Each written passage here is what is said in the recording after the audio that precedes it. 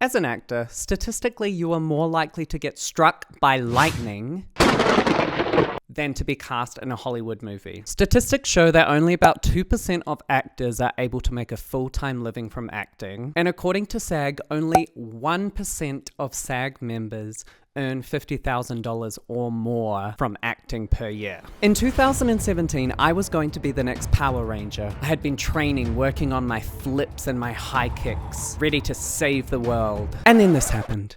Yeah, right. You're dreaming, Chaz. Is that? It's him! Hey guys, it's Tyler. You may know me from my H2O Just Add Water videos, or maybe as the guy who likes to remake every single movie. But what you may not know is that I've been acting for most of my life. To this day, I get DMs on Instagram and Facebook and TikTok saying things like, my child was watching Power Rangers and they started screaming, "Oh no, Cleo!" And I ran into the room to see you on the screen, and it's true. Yes, I was on an episode of Power Rangers Ninja Steel as Annoyed Fan number 1. Now, don't get me wrong, I love this experience so much. It was so great for so many reasons, but for me, it was such a good representation of the acting industry and really reminded me of the reality that acting is hard. It's hard. It's a hard game out there. And any actors out there will relate to this. So much of acting is auditioning over and over again, sending in hundreds of self-tapes, going to all of these auditions, and the vast majority of the time hearing nothing. Recently, I've been reading a lot of actors' memoirs, and I'm currently reading Molly Shannon, who I love so much. And she has had such an incredible, successful career, but so much of her book is about struggling.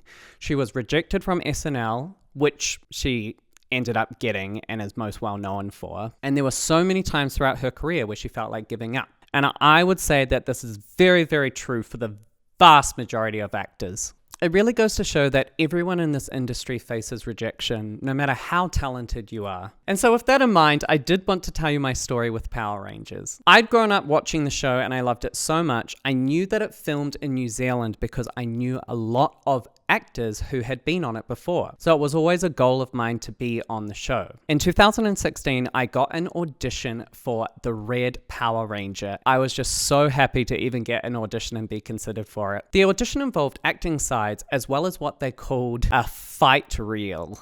And basically, they wanted to see a video of you doing Power Range-esque movements. So if you could roll, they wanted to see if you could flip, if you could do high kicks. So I did this audition. My agent sent in the tape, and then I got a call back. And I was like, oh my gosh, it's happening. It's happening. It's happening. This is it. This is it. And then I found out that the callback was actually not for a Power Ranger. It was for a guest role. A guest role is typically a supporting role that has lines and is a character, but is probably only on 1 or 2 episodes of the season. I was thrilled. I was so excited that I had a callback, and it was for a speaking role character. Now, this character was a crazy fanboy, and I thought, this is right up my alley. I too am a crazy fanboy.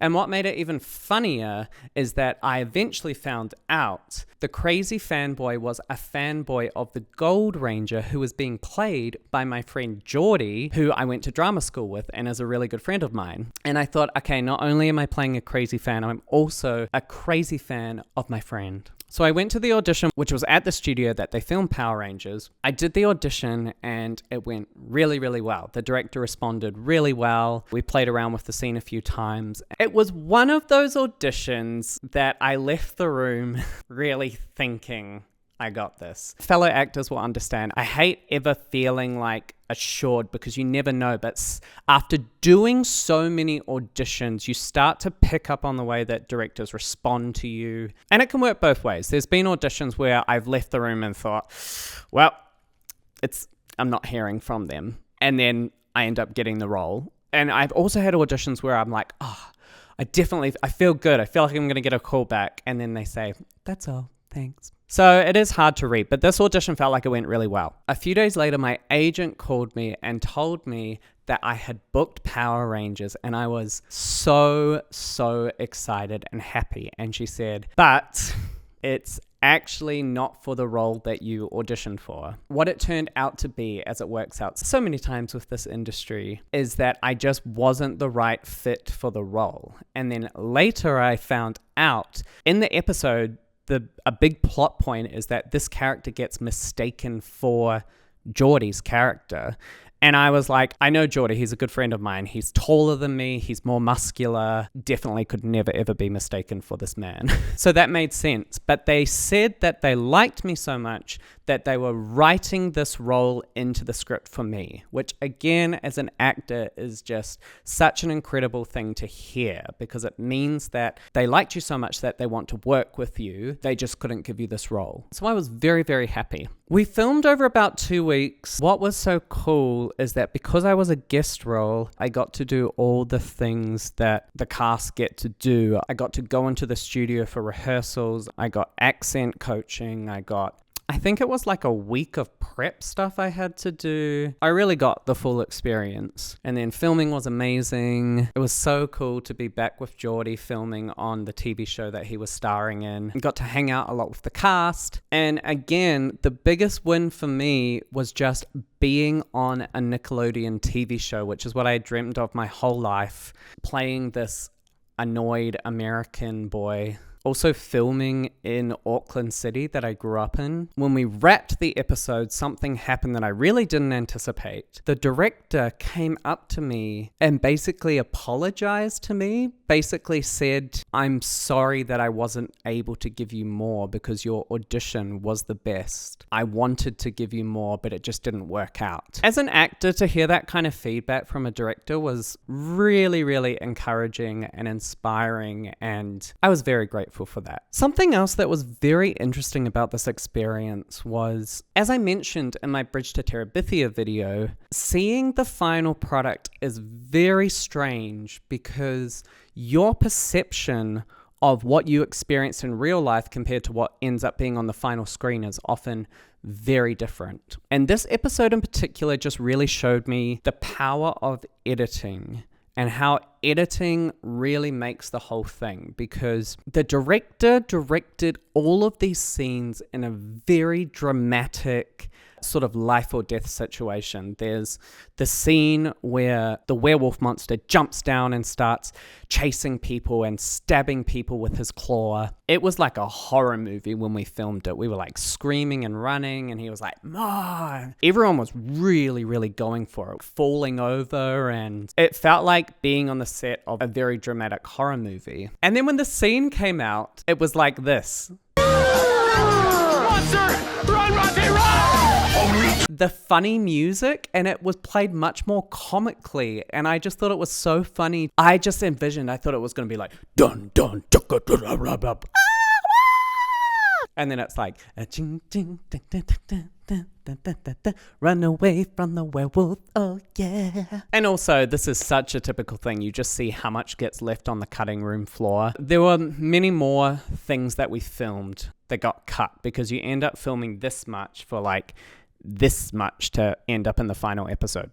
Anyway, I was super happy to end up being in a Nickelodeon TV show, getting the credit, and it was a pretty nice paycheck as well, so that was good. So this experience definitely was a huge win for me. Then something really interesting happened, because I had been told throughout my career, and this is very true, this is very good advice because this does happen a lot, that once you've worked with specific company or director or show, you've got your foot in the door.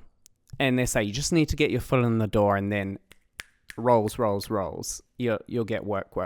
What happened is about a year later, I got another audition for the new season of Power Rangers. But if you know Power Rangers, you'll know that every season almost is a completely new cast. There's new Power Rangers. Often there's different writers, different directors. In this instance, even though I had already been on the show and had made a really good impression to that director, it actually didn't have any pull or say into the next season of Power Rangers. So then I had to go through the audition process again, and this time, alas, it was not to be.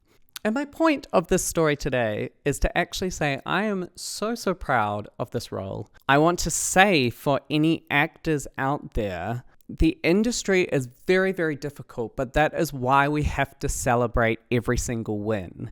And I would say if you're not an actor, think about every TV show you watch. Whenever there's a character that maybe is only in one scene, that actor has trained and struggled and done so much for years and years and years to get to that point that we need to celebrate that. I mean, I think it's crazy to think that at this point, thousands and thousands of actors audition for Power Rangers, and the fact that I got to be on an episode is still very exciting. So my advice: keep going. Just because you have more chance of being struck by lightning doesn't mean that it's not going to happen. And I'm going to keep working on my acting career, and who knows what's going to happen next. Now, not only have I done movie and TV, I've done a lot of musical theatre as well. I would love to know, which experiences would you like to hear me talk about next? As always, I'm recreating TV shows and movies because I love it so much. So please also let me know down in the comments which TV show or movie I should remake next. Thank you guys so much for subscribing to me here. I'm so excited to continue doing these YouTube videos, growing on YouTube. I love you guys so much, and I'll talk to you soon. Bye!